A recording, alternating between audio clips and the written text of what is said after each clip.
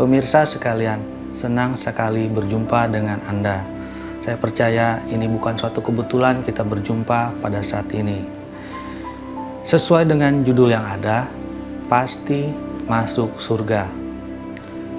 Saudara, sering kita mendengar kejadian seperti gempa bumi, gunung meletus, tsunami, atau pesawat jatuh, di mana kejadian tersebut berlangsung hanya beberapa menit, beribuan orang meninggal dunia. Sebelumnya, izinkan saya bertanya kepada saudara, seandainya Anda meninggal dunia hari ini, Anda yakin pasti masuk surga? Yakin? Bagus kalau Anda punya keyakinan seperti itu. Atau tidak yakin? Jadi kembali, kita mengatakan yakin masuk surga. Kalau tidak yakin, masuk neraka. Karena cuma ada dua pilihannya kan. Nah, saudara, pernah nggak pada suatu ketika, saat-saat tertentu, dalam hati yang terdalam, saudara tidak yakin? Pernah merasa dengan hal demikian? Pernah? Pernah. Saya dulu juga tidak yakin, sampai saya bertemu dengan sahabat saya, dan dia mengatakan bahwa saya bisa memperoleh hidup kekal. Nah, saat itu adalah momen yang terbaik dalam hidup saya. Sehingga, kapanpun, dimanapun, dan bagaimanapun caranya saya meninggal dunia, saya yakin pasti masuk surga. Saudara mau mendengar cerita bagaimana saya memperoleh hidup kekal tersebut? Saya punya kabar baik buat saudara. Sebelumnya, izinkan saya mengajukan sebuah pertanyaan lagi. Seandainya Anda meninggal dunia hari ini dan berdiri di hadapan Tuhan, dan Tuhan bertanya, "Mengapa aku harus mengizinkan engkau masuk surgaku?" Saya ulangi, seandainya Anda meninggal dunia hari ini dan berdiri di hadapan Tuhan, dan Tuhan bertanya, "Mengapa aku harus mengizinkan engkau masuk surgaku?" Apa yang saudara katakan? Ada yang mengatakan, "Saya telah berbuat baik. Saya telah memberi.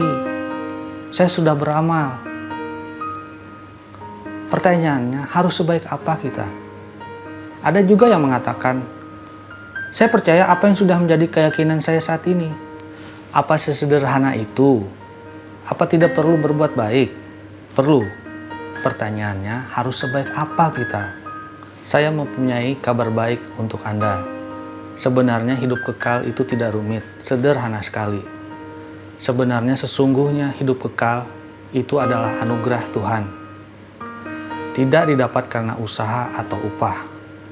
Seperti kita jika menerima hadiah, tidak perlu membayar. Saya mempunyai pensil ini, saya berikan kepada saudara. Tapi saudara beri saya uang. Itu hadiah atau tidak? Bukan, itu namanya beli. Yang namanya hadiah, gratis, cuma-cuma, tidak perlu membayar. Apa itu upah? Kalau upah, kita bekerja, terus menuntut hak kita. Hidup kekal tidak diperoleh hasil usaha kita. Bukan juga diperoleh karena upah. Hidup kekal adalah gratis, cuma-cuma, tidak perlu membayar. Meskipun gratis, cuma-cuma, semua orang tidak dapat memperolehnya. Heran ya? Saya mempunyai kabar baik untuk Anda. Apa yang menghalangi kita menerima anugerah ini? Dosa. Semua orang berdosa. Kaya, miskin berdosa. Laki, perempuan berdosa. Pintar, bodoh berdosa. Semua berdosa. Ngomong-ngomong tentang dosa, apa itu dosa? Dosa adalah pelanggaran terhadap perintah Tuhan atau melawan kehendak Tuhan, baik dalam perkataan, pikiran, maupun perbuatan. Contohnya, mencuri, membunuh, berbohong. Atau kita tahu kalau misalnya orang itu harus dibantu, kita tidak membantu, itu juga dosa. Atau saudara, saya dengan saudara. Sepertinya saya melihat saudara baik-baik saja, tapi dalam hati saya jengkel sekali dengan saudara. Itu juga dosa. Jika dosa seperti ini, tentu dalam sehari kita banyak berbuat dosa.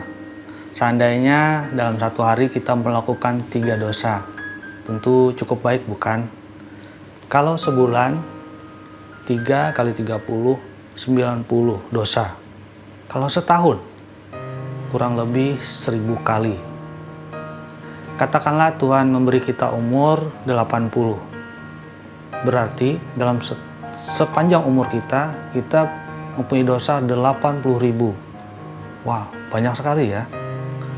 Dengan dosa sebanyak itu, apa kita layak masuk surga? Tidak layak. Orang baik pun, apabila dihitung dengan patokan Tuhan, sangat banyak dosanya. Dengan dosa sebanyak itu, apa layak kita masuk surga? Tidak layak. Tapi hari ini kita berpikir, ya memang saya tidak layak masuk surga. Makanya saya harus rajin berbuat baik, saya harus rajin melayani, saya harus rajin beribadah, supaya saya cukup layak masuk surga. Tapi hari ini kita sering berpikir, hidup itu seperti timbangan. Jadi kita boleh berbuat jahat, tapi saya harus lebih lagi berbuat baik, saya lebih lagi melayani, saya.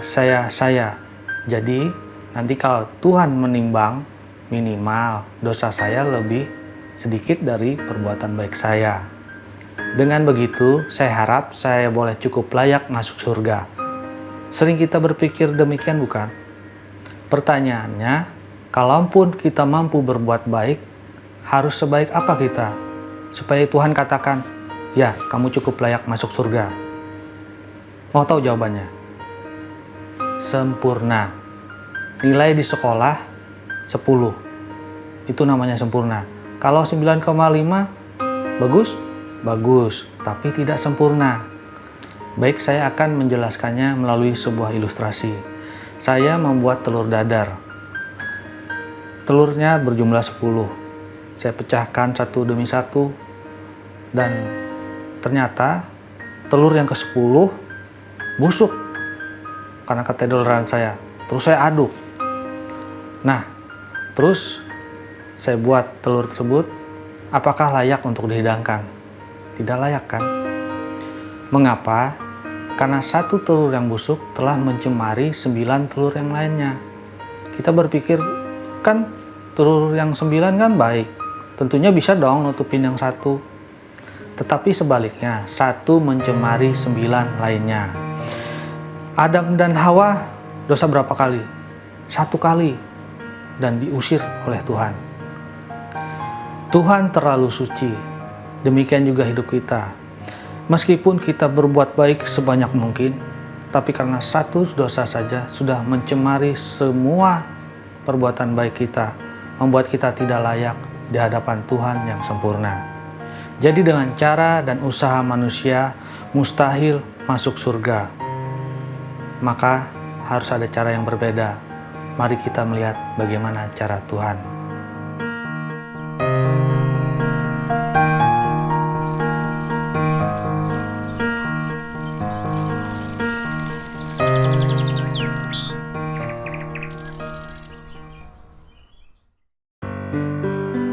Menurut Anda, bagaimana sifat-sifat Tuhan? Tuhan Maha Tahu, Tuhan itu kasih, Tuhan itu adil. Baik saudara, kita ambil contoh 2 saja dulu. Tuhan itu kasih. Pengertian yang salah tentang Tuhan, banyak orang beranggapan bahwa Tuhan itu seperti tokoh kakek, yang mana kalau cucunya memecahkan piring misalnya, nggak apa-apa. Pecahin piring lagi 5, nggak apa-apa. Jadi hanya menekankan kasih kepada cucunya, tetapi tidak pernah menyatakan keadilan kepada cucunya. Jadi orang beranggapan bahwa Tuhan itu hanya kasih, jadi mengampuni. Sebagian orang beranggapan bahwa Tuhan itu hanya kasih, Jadi, berbuat dosa nggak apa-apa, nanti minta ampun. Berbuat dosa lagi, nanti minta ampun lagi. Tuhan pasti mengampuni dan tidak menghukum kita. Jadi, hidupnya sembarangan. Pandangan ini terlalu melebihkan kasih dan kemurahan Tuhan sehingga mengabaikan keadilannya. Salah pengertian yang lain, orang beranggapan Tuhan itu seperti tokoh polisi yang adil, selalu menghukum yang salah. Saudara, saya ada cerita. Waktu itu saya mengendarai mobil menuju ke arah bandara. Nah, sewaktu saya mau membelokkan mobil, waktu itu saya kaget bahwa arah ke bandara masih belum. Jadi saya melajukan terus mobil saya. Nah, pada waktu itu di ujung sana polisi sudah menanti. Prit, polisi meniupkan peluit. Dan waktu itu polisi bertanya, "Bapak tahu salahnya apa?" "Iya Pak, tapi saya buru-buru nih Pak, mau ke bandara, kalau enggak saya terlambat." "Tapi Bapak tetap salah kan?" "Ya," terus tilang. Jadi banyak orang beranggapan bahwa Tuhan itu seperti tokoh polisi. Jadi yang salah harus dihukum. Seakan-akan Tuhan itu kejam. Kalau misalnya anak sakit, "Aduh, dosa apa ya?" Terus usaha bangkrut, "Waduh, dosa apa ya?" Jadi seakan-akan Tuhan itu kejam. Tidak ada damai sejahtera. Anggapan ini terlalu melebihkan murka dan keadilan Tuhan, tetapi mengabaikan kasih-Nya. Yang benar adalah Tuhan itu kasih dan adil. Tuhan mengasihi kita. Apa artinya kasih? Tuhan tidak mau menghukum. Dan kalau Tuhan adil, artinya yang salah harus dihukum. Untuk pengertian Tuhan itu kasih, orang sudah banyak yang tahu. Tapi pengertian Tuhan yang adil, banyak orang tidak mengerti dengan baik. Baik, saya akan menjelaskan tentang keadilan Tuhan. Misalnya saya merampok sebuah bank, 50 juta rupiah.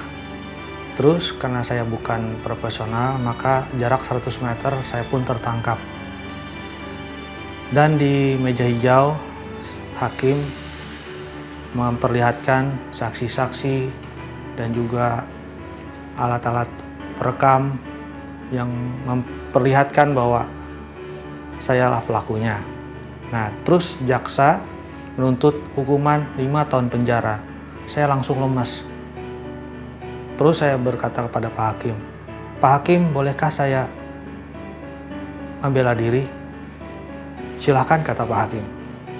"Begini Pak Hakim, pertama, saya mengaku bersalah dan merampok bukanlah profesi saya. Ini karena anak saya mau masuk sekolah, perlu biaya.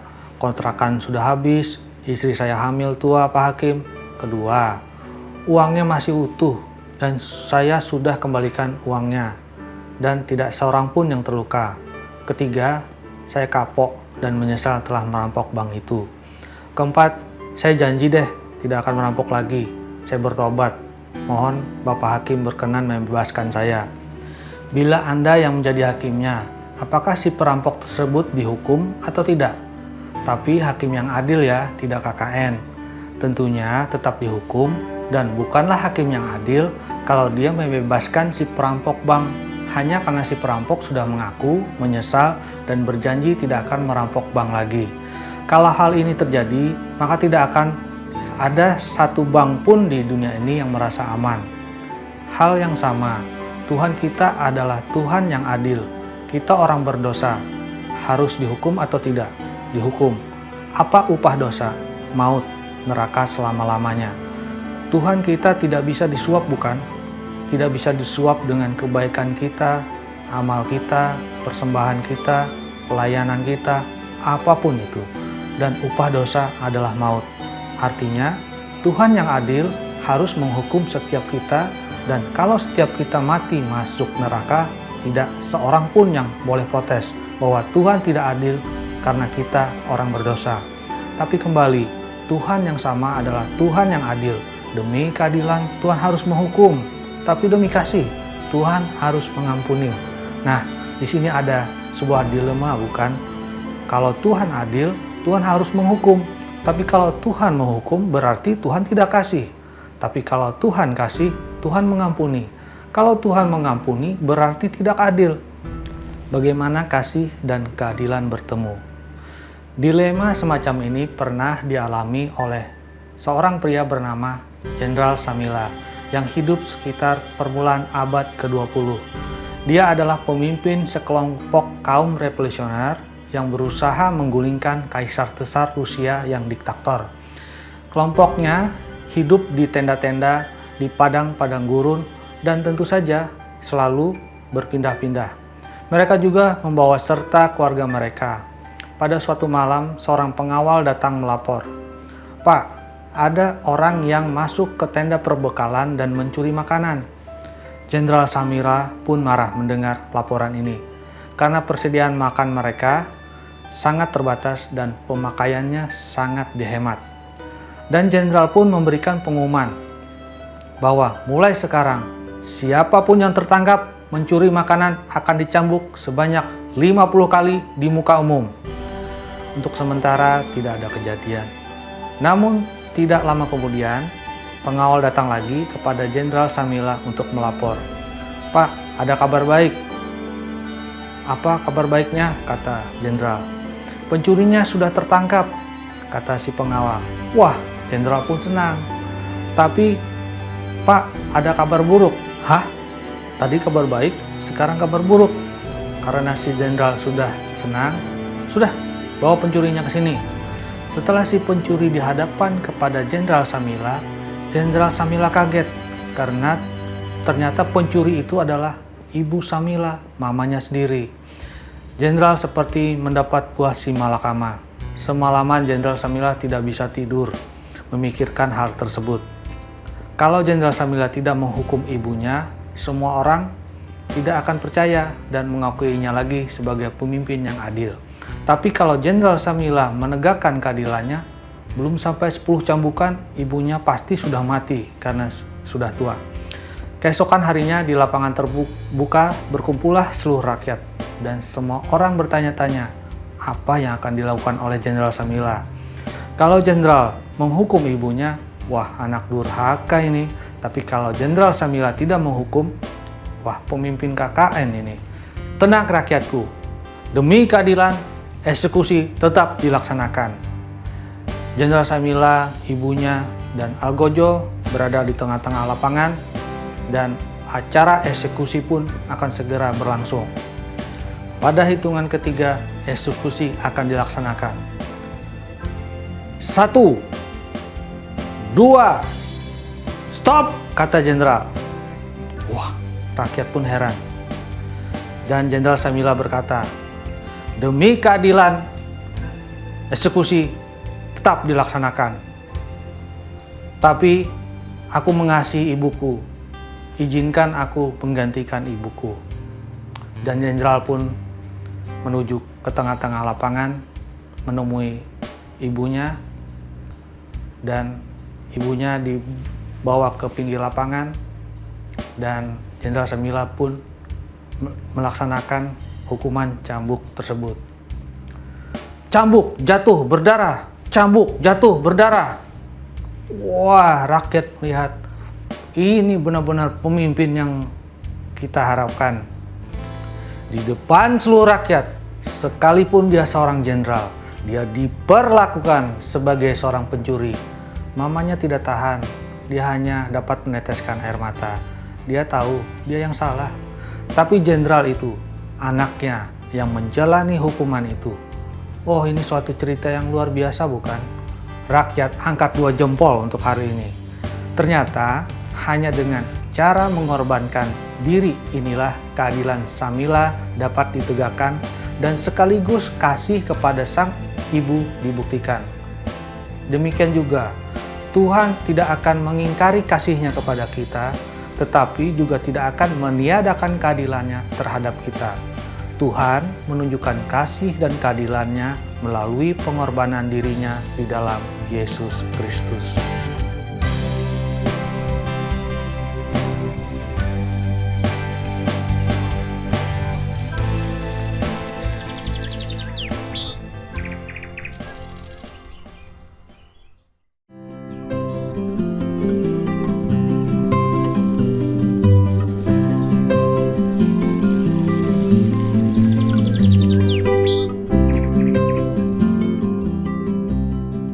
Siapa Yesus? Yesus adalah Tuhan yang menjadi manusia. Apa yang dilakukannya? Saya akan memberi penjelasan melalui sebuah ilustrasi. Anggap saja tangan kiri saya ini adalah manusia dan tangan kanan saya ini adalah Tuhan. Tuhan ingin menghadiahkan hidup kekal kepada manusia, tapi ada yang menghalangi, dosa. Manusia berdosa. Tuhan tidak ingin menghukum manusia, tapi Tuhan harus menghukum manusia yang berdosa. Anggap saja dosa kita tadi yang banyak tadi ditulis di buku kecil ini. Tentunya tidak sekecil ini catatan buku dosa kita tadi. Jadi begini, manusia berdosa, Tuhan tidak berdosa.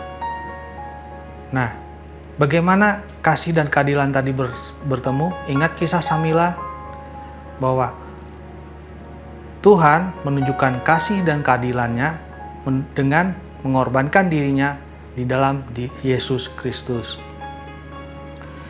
Manusia berdosa, Yesus tidak. Dia yang tidak berdosa dapat menggantikan kita yang berdosa. Semua dosa kita ditimpakan kepadanya. Yesus yang tidak mengenal dosa dibuat berdosa karena kita, supaya manusia dibenarkan oleh Tuhan. Yesus menjalani hukuman di atas kayu salib. Sebelum mati, Yesus berkata, "Sudah selesai." Artinya apa? Proses penebusan dosa yang dilaksanakan oleh Yesus sudah dilakukannya sekali untuk selamanya. Saudara, Tuhan menjadi manusia karena Dia ingin mengerti kita, sehingga Dia pun merasakan dan mengalami yang kita alami, baik suka, duka, dan penderitaan.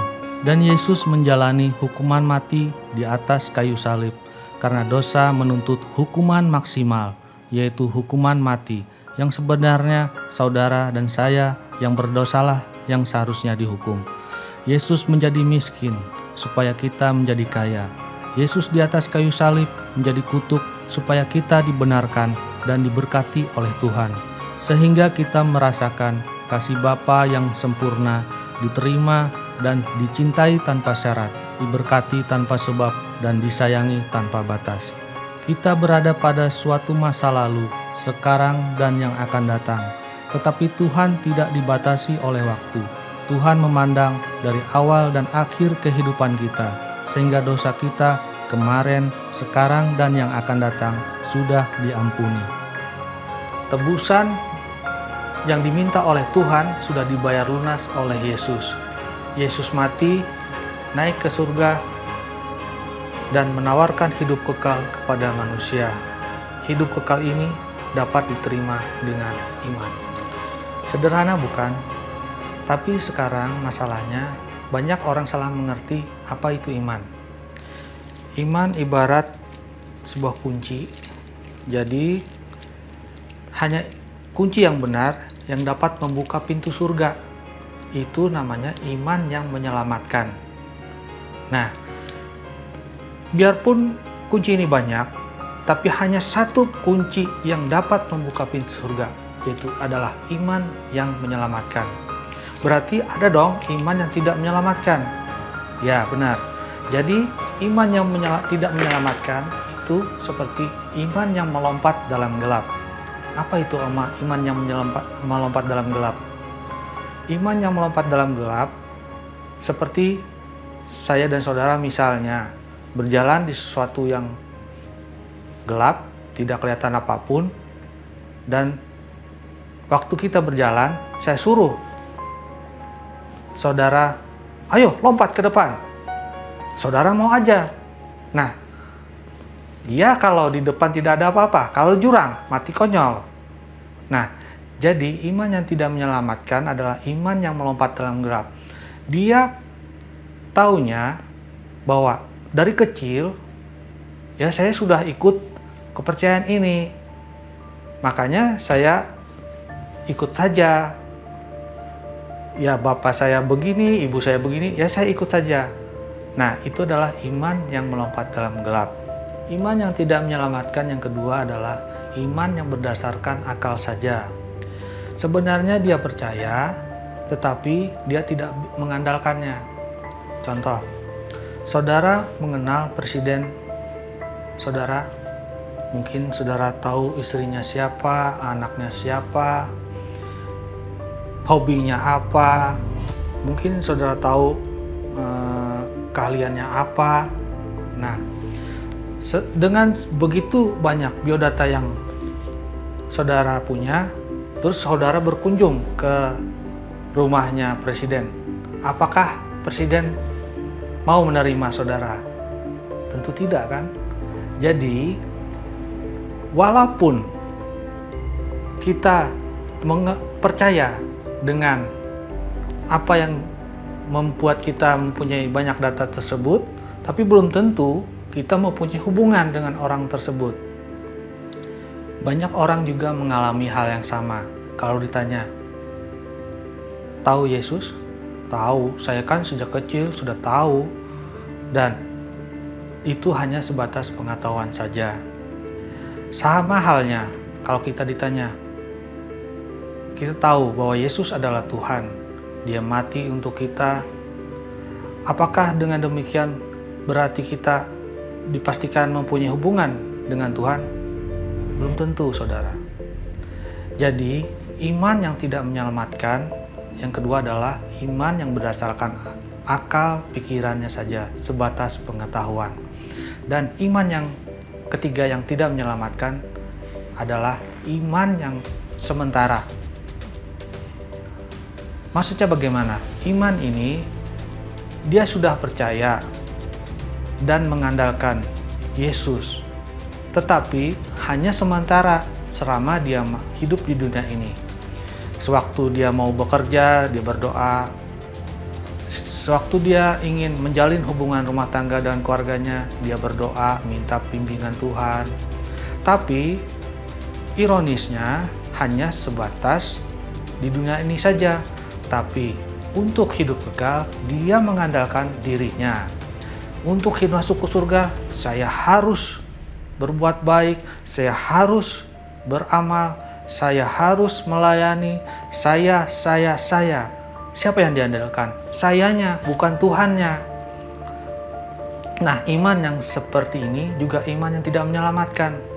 Jadi apa itu iman yang menyelamatkan?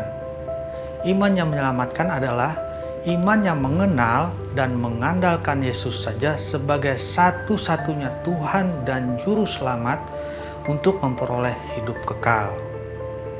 Mungkin saudara ingin mengetahui iman yang bagaimana sih iman yang menyelamatkan itu? Baik saudara, saya akan menjelaskannya melalui sebuah ilustrasi. Suatu ketika ada seorang akrobatik bernama Mr. Blondin. Jadi di suatu tempat namanya Niagara, air terjun Niagara itu yang air terjun yang paling dalam di dunia. Nah, jadi pertunjukannya adalah Mr. Blondin dibentangkan di Niagara itu kawat untuk menyeberang dari sisi satunya ke sisi satunya. Dan apabila waktu menjalani akrobatik itu, apabila sampai terjatuh, dipastikan akan meninggal. Begitu ceritanya, saudara. Dan MC pun berbicara kepada penonton. Penonton, percaya nggak Mr. Blondin akan menyeberang dari sisi yang satunya ke arah sana, menyeberang dan dengan selamat? Wah, penontonnya bagian depan bilang, percaya. Wah. Terus penonton yang lain berkata, ya ntar dulu, kita kan nggak tahu, lihat dulu, masa langsung percaya. Dan akhirnya Mr. Blondin pun melaksanakan tugasnya. Dia menyeberang dari sisi satu, selangkah demi selangkah, selangkah demi selangkah, dan sampailah dia di tempat tujuan. Wah, tepuk tangan para penonton.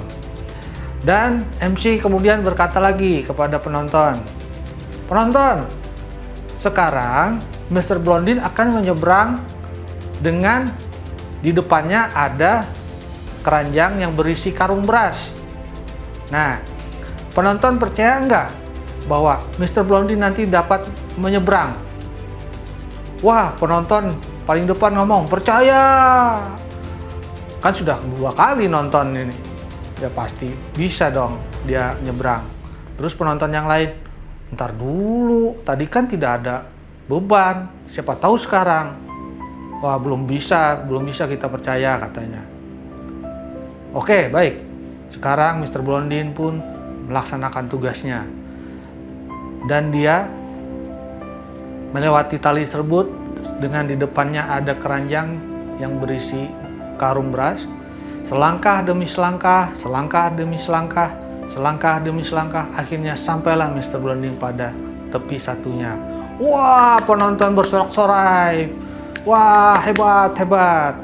Nah, terus kemudian MC bertanya kepada penonton lagi. Penonton, percaya nggak Mr. Blondin akan bisa menyeberang lagi?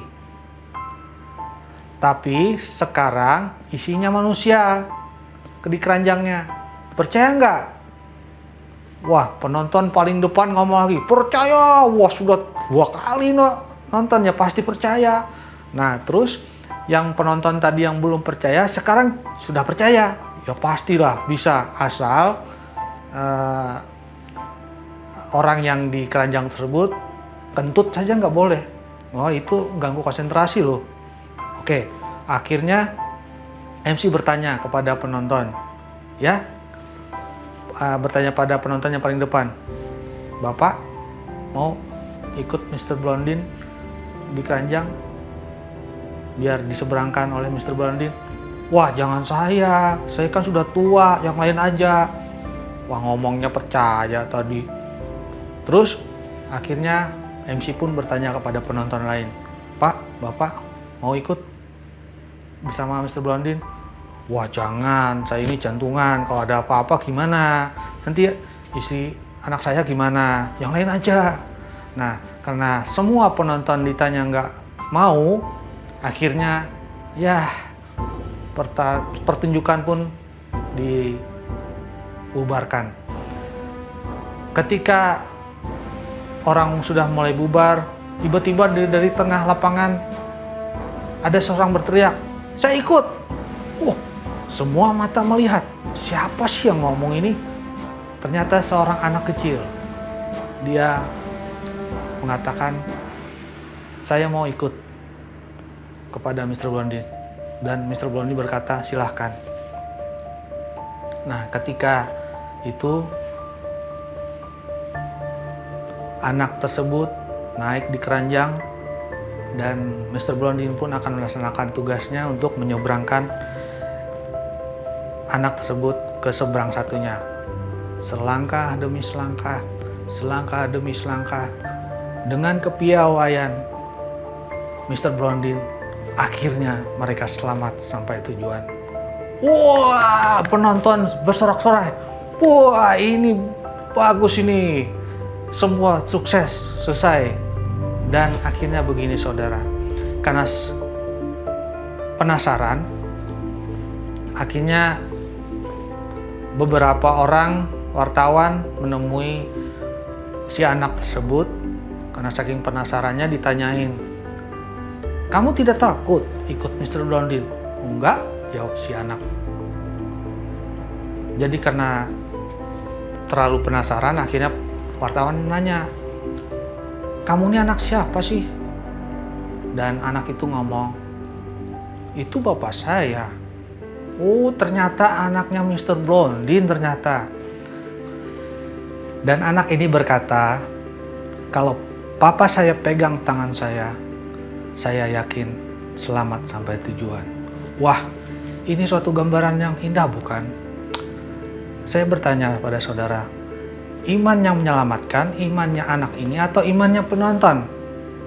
Iman anak ini. Jadi begini, dia mengandalkan seutuhnya, sepenuhnya hidupnya hanya dengan papanya. Dan dia yakin akan selamat sampai tujuan. Bukan iman penonton ini yang hanya berdasarkan akal dan pikiran saja, tapi dia tidak mau mengandalkan. Jadi iman yang menyelamatkan adalah iman yang percaya dan mengandalkan Yesus saja sebagai Tuhan dan Juru Selamat, tidak berdasarkan atas pikiran dan akal saja. Apakah saudara dan saudari paham, mengerti? Baik, kita akan mendapatkan hidup yang kekal asal kita punya iman yang menyelamatkan.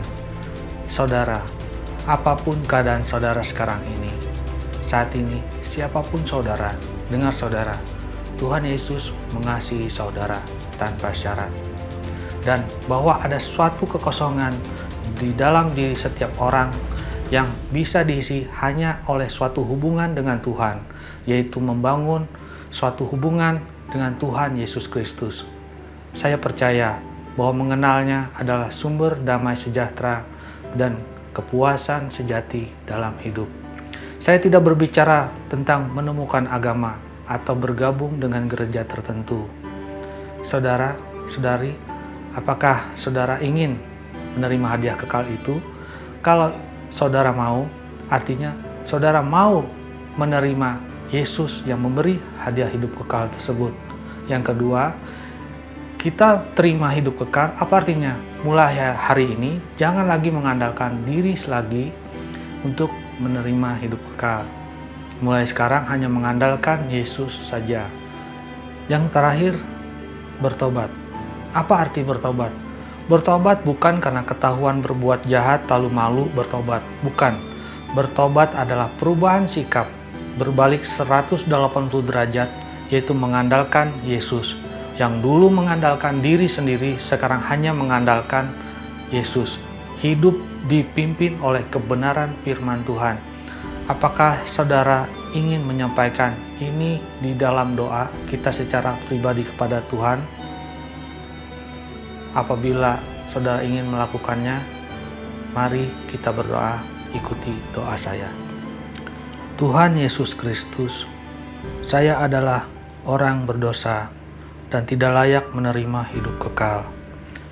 Tapi saya percaya Engkau telah mati dan bangkit dari kubur untuk menyediakan di surga tempat bagi saya. Tuhan Yesus, masuklah dalam hatiku menjadi Tuhan dan Juru Selamat sekarang sampai selamanya. Ampuni dosa saya bertobat dari segala dosa-dosa saya.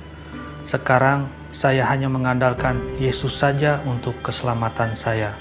Saya sudah menerima hadiah hidup kekal secara cuma-cuma. Terima kasih Yesus. Sesuai dengan janjimu, barang siapa percaya memperoleh hidup kekal dan menjadi anak Tuhan. Engkau telah mengampuni semua dosa, dan saya percaya telah memiliki hidup kekal dan kepastian masuk surga. Dalam nama Tuhan Yesus Kristus. Amin.